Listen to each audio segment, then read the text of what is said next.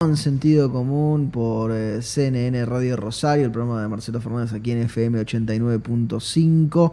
Lo tengo en mis manos, lo contaba más temprano, hace algunos días. Es el más reciente libro del doctor Roberto Vázquez Ferreira. Quienes nos estén viendo ahora en YouTube, no solamente escuchando por FM 89.5, lo están viendo en pantalla. Leamos a Borges, ¿sí? El doctor Roberto Vázquez Ferreira es abogado, ha sido juez, tiene un prestigioso estudio jurídico en Rosario y en Buenos Aires, autor de múltiples libros, un experto en muchísimos temas: derecho del consumidor, derecho de la salud, obligaciones, profesor universitario, es un amigo y es además el autor de este libro que yo les cuento. Leamos a Borges. Tiene la deferencia de atendernos en esta mañana de miércoles. Está conectado ahora, enganchado por Zoom. Beto, querido, ¿cómo estás? Garrett te saluda.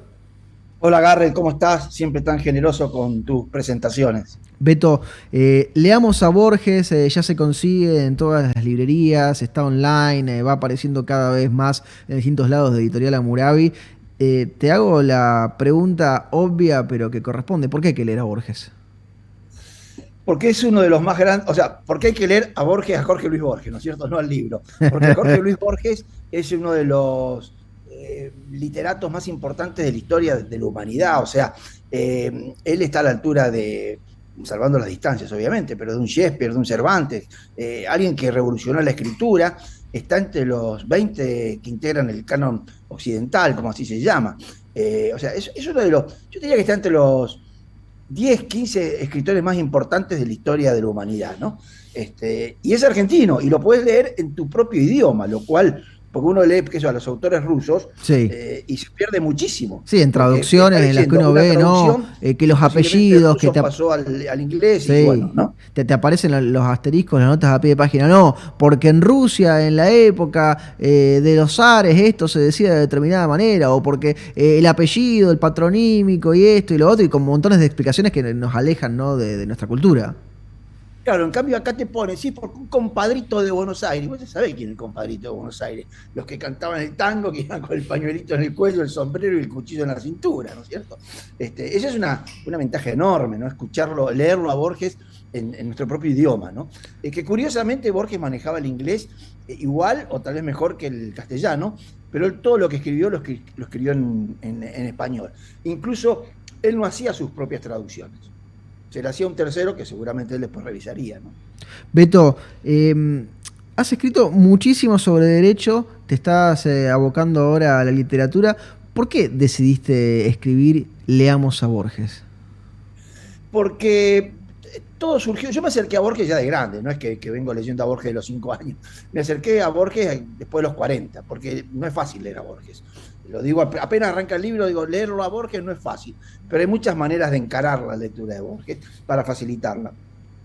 Charlando con amigos, me daba cuenta de que los que han leído a Borges son muy pocos. Y cuando te digo charlando con amigos, gente de un nivel cultural medio superior, ¿no? La vez pasada estaba, lo cuento en el libro, estaba comiendo un asado en vacaciones con un grupo de colegas, amigos, Sí. profesionales. Y, che, ¿quién de ustedes leyó alguna vez un cuento de Borges? Ninguno. No, no puede ser. Entonces, ¿cuál es la idea del libro? Que la gente se acerque a Borges, que lo lea a Borges. Pero como es difícil, en el libro te digo, mira, te cuento quién es Borges, dónde nació, cuándo nació, cómo fue su vida, el problema de la ceguera, cuáles eran sus temas preferidos, los laberintos, los cuchillos, el tiempo. Él decía que el tiempo era el misterio esencial, ¿no? Cuando Borges se pone a escribir sobre el tiempo, realmente está a la altura de un San Agustín, no te digo un Einstein, pero más o menos. Tal es así que muchas universidades, incluso hay universidades de Estados Unidos, que cuando se enseña física y Sí. empiezan a hablar, por ejemplo, de física cuántica, dan para leer uno de los cuentos de Borges, El jardín de los senderos que se bifurcan. Y Borges está citado en libros de física, imagínate vos. Aparte de física actual, cuando Borges en realidad lo que escribió lo escribió en la mitad del siglo pasado, ¿no?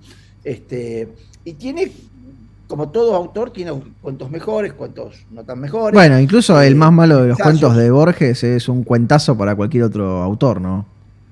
Sin duda, sí, sin duda. Siempre se dice que Borges no escribió novelas, más allá que tuvimos un presidente que citó algunas Sí. novelas de Borges, pero Borges nunca escribió novelas. Pero como digo yo, los cuentos de Borges son todos una novela, lo que pasa es que son novelas en las que no sobra una palabra, no sobra una coma. Eh, Uno agarra un cuento de Borges, por ejemplo. Emma Sums, que yo siempre recomiendo empezar por Emma Sums, que es un cuento, diríamos, policial, cuenta Sí, la que en historia de una una época se venganza. leía en las clases de Bueno, lengua en las escuelas, ¿no? Emma Suns, en las clases de idioma nacional o como sea que se llamara, te daban Emma Suns, por lo menos a mí me lo dieron, ¿no? En su momento en el superior. bueno, y Emma Suns es un cuento que lo lees, vos lo has leído, lo lees en 10 minutos, Sí, tal muy vez rápido. menos. Y se podría hacer una novela. Con ese cuento, Mm. yo te puedo armar una novela, porque te cuento la vida de los personajes, cómo llegan al desenlace, y te escribo una novela de 300 400 páginas. Borges, ¿qué hace? No podés dejar de leer una palabra en los cuentos de Borges. Sí, están Yo todas he leído cuidadosamente novelas, seleccionadas. hemos leído novelas, vos has leído novelas que yo también he leído, podríamos citar unas cuantas, en las cuales vos podés sacar páginas, páginas, páginas, párrafos enteros, y la novela no pasa nada, no cambia nada. Vos en los cuentos de Borges no podés sacar una palabra, Mm. no podés correr una coma porque ya pierde todo el sentido. Y como te decía, algunos de los... Aparte de Borges, ojo, Borges arranca escribiendo poesía. Su primer Sí. libro, Fervor de Buenos Aires, es un libro de poesía. Después se Él siempre se volcó vio en a los algún sentido un cuentos. poco más como poeta, ¿no? Que como cuentista o ensayista en el fondo. Si bien se dedicaba a todo. Él arranca como poeta. Él arranca como poeta y luego tiene un accidente casero para Navidad, se golpea la cabeza. Sí, se la Estuvo al rompe. borde de la muerte. Estuvo al borde de la muerte, una infección. Y ahí se produce una especie de cambio y dice, me voy a poner a escribir un cuento, me voy a atrever a ver si puedo escribir un cuento. Y escribe unos cuentos maravillosos, ahí se da cuenta que lo suyo era el cuento. Entonces por un tiempo deja la poesía, o no es que deja la poesía, sino que es el momento en que se pone a escribir sus mejores cuentos. Y después también tiene ensayos, por ejemplo, sobre el tiempo. Que muchos los escribía a veces para poder ganarse la vida, digo. Sus Sí, escritos, sí, sí, no sí. sus cuentos también Bueno, en algún momento los vendía a lo mejor alguna revista y demás, pero los ensayos y los artículos los escribía para ganarse el pan mes a mes, ¿no? Bueno, él incluso para ganarse el pan, todos conocen la anécdota de que él trabajaba en una biblioteca. Qué mejor lugar para Borges que trabajar en una biblioteca. Todavía no era ciego. Lo echan, ¿no? En realidad él renuncia porque lo trasladan, bueno, toda esa historia. Y de golpe se queda sin ingresos. Y él vivía con su madre, no tenía ingresos. Y él era una persona extremadamente tímida y vergonzosa. Pero lo invitan a dar clases en la facultad y en la asociación, no me acuerdo el nombre, creo que era una asociación británica, ¿no? Para Sí, que dé clases de literatura. Y no le queda más remedio que ir, porque le pagaban y era su único ingreso, se había quedado sin ingresos. Y entonces ahí empieza el Borges oral. Y la importancia del Borges oral es tan importante que hay una colección de publicaciones que se llama Borges Oral, que son sus obvio. conversaciones, sus clases. Él empieza a dar clases en la Universidad de Buenos Aires, después dio clases en universidades europeas, de Estados Unidos. Es como que se soltó y ahí empezó el Borges oral, el Borges de las conferencias, el Borges de las charlas, el Borges en los programas televisivos y radiales, no solo en Argentina, sino en todo el mundo, porque él tenía un dominio del idioma inglés, ¿no? Para escribir, Beto, leamos a Borges, tuviste que profundizar, y me consta que tenés una vasta colección, en lo que ya era la parte de tu biblioteca, que es la biblioteca no de Borges, sino dedicada a Borges, es decir, sobre lo que se ha escrito, sobre lo que se ha dicho de Borges. Ese es un... Aleph incluso más infinito, ¿no? Que lo que el propio Borges escribió. Vos sabés que yo lo digo en el libro también, yo creo que es más lo que se escribió sobre Borges que lo que Borges escribió.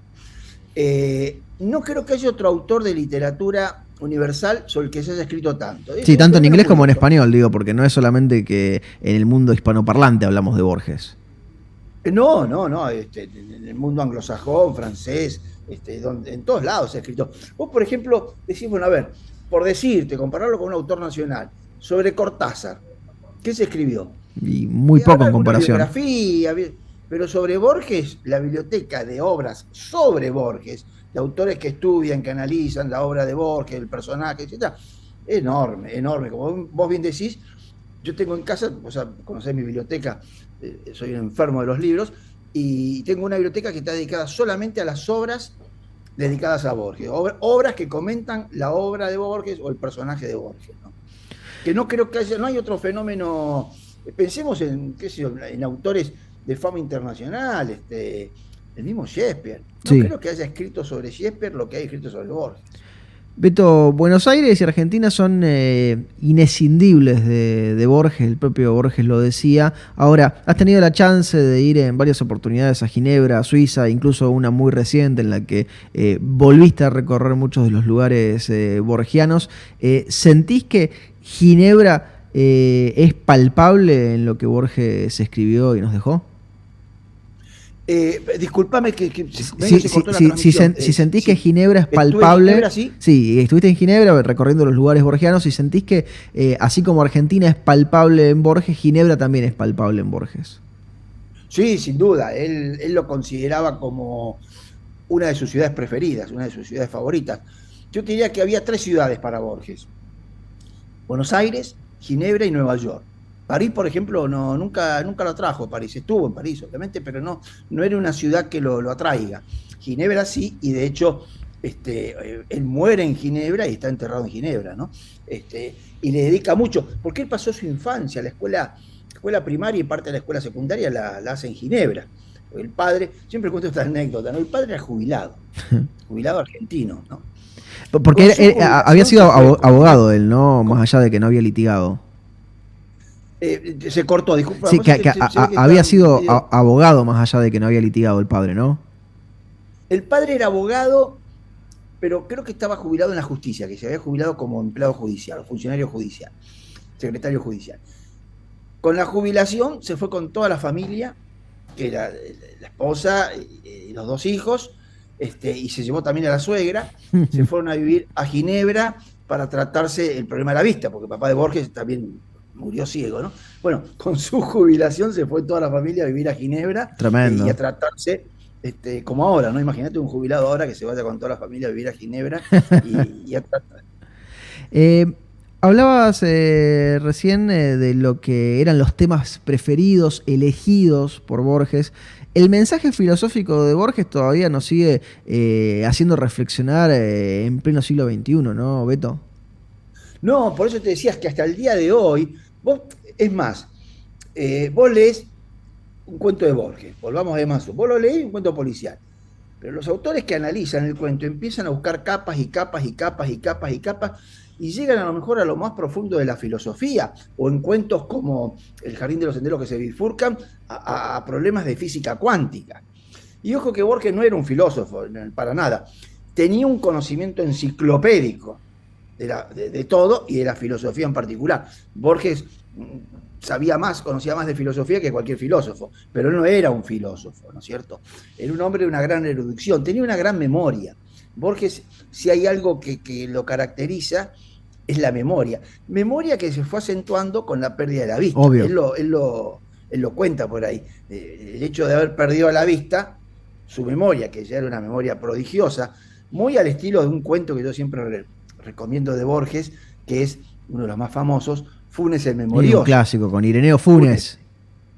ese indiecito uruguayo, ¿no es cierto?, de Fray Ventos, que sufre un accidente y memorizaba cada instante de su vida. Tal es así que cuando Funes recordaba lo que había pasado en un día, durante un día, ese recuerdo le llevaba 24 horas, porque recordaba cada instante de todo lo que había El día pasado, ¿no? completo. Beto, ¿hay algo que te haya sorprendido sobremanera mientras escribías Leamos a Borges, que vos hayas dicho, esto no me lo imaginaba, pensaba que era diferente? ¿Qué es lo que te llamó poderosamente la atención mientras lo escribías? No tanto porque a medida que vos vas avanzando en el personaje es como que vos ya lo tenés asimilado. Sí me gustó mucho, hay una novela, no una sí, novela, cuento novelado o historia novelada, que vos también lo has leído, Sí, de Jay Parisi, Borges y yo, sí, muy bueno. en donde cuenta un viaje de Borges a las tierras altas, a Escocia, recorren, llegan hasta Inverness, Que vos también lo arrancan hiciste, Beto, ese viaje, ese recorrido después.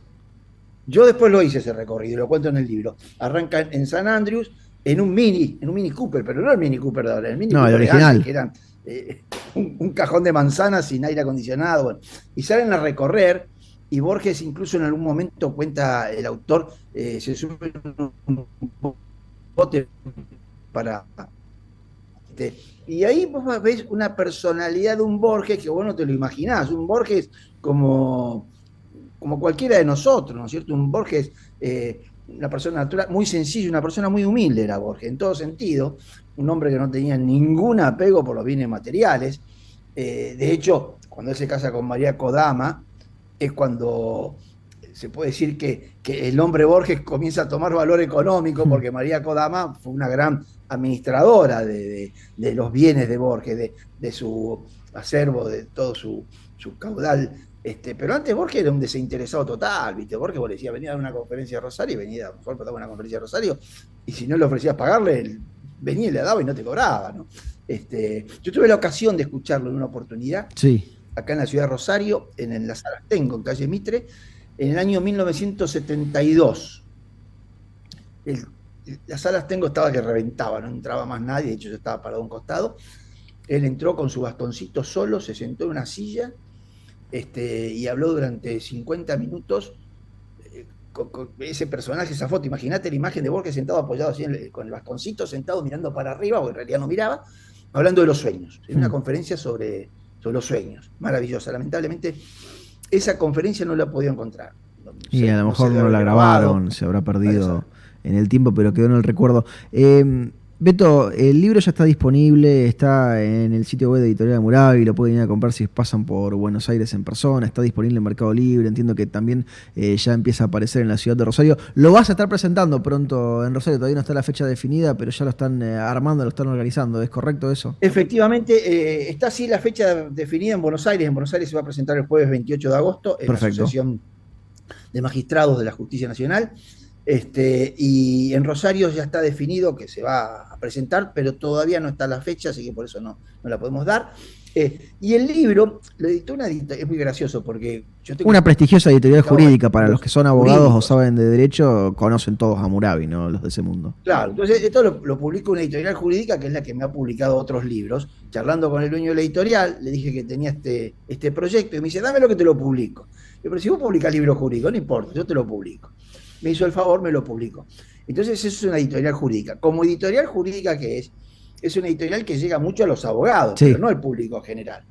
Pero si uno quiere adquirir el libro, vos ponés en internet, en cualquier buscador, leamos a Borges, inmediatamente te aparece Aparece rápidamente, Google lo detecta, tanto el sitio web oficial de Editorial Murabi como en revendedores, ¿no? Que también la tendrán ahí autorizada la venta. Y te lo mandan por correo de manera inmediata, o sea que el libro se consigue, ¿no? Beto querido, te agradecemos mucho el tiempo que te has tomado para charlar con nosotros y con esta audiencia. Leamos a Borges, que lo tengo aquí en mis manos. Yo recomiendo leer a Borges y leer a Roberto Vázquez Ferreira, que recomienda también leer a Borges. Leamos a un Borges. millón de gracias. Y me permitís que cuente una anécdota por favor. que me ocurrió este fin de semana, 15 segundos. Sí. Estaba ordenando papeles y encuentro una postal. Muchos no saben lo que es una postal. Es una foto de un lugar lindo. Vos iba de turismo a Rosario y veía, compraba una postal con una foto de Monumento a la Bandera. Y la mando. Es una postal que le mandé a mis padres desde Bariloche, el año 79. La postal le digo, queridos papi, estamos acá en Bariloche, la estamos pasando re bien. Si consigo que la oficina de Entel esté abierta, voy a tratar de llamarlos por teléfono. Cuando sepa cuándo vuelvo a Rosario, les mando un telegrama y les confirmo fecha y horario.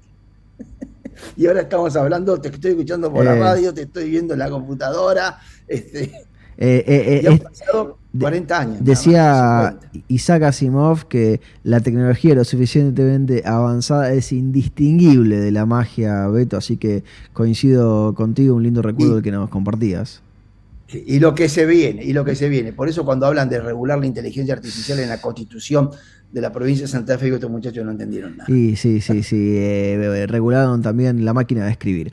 Beto, querido, te mando un abrazo grande, felicitaciones por Leamos a Borges, vayan y búsquenlo y lean también a Jorge Luis Borges, que es un clásico que se lo merece. Te mando un fuerte abrazo. Igualmente, Garrett, un abrazo enorme, como de costumbre, muchísimas gracias y un cariño a todo el equipo.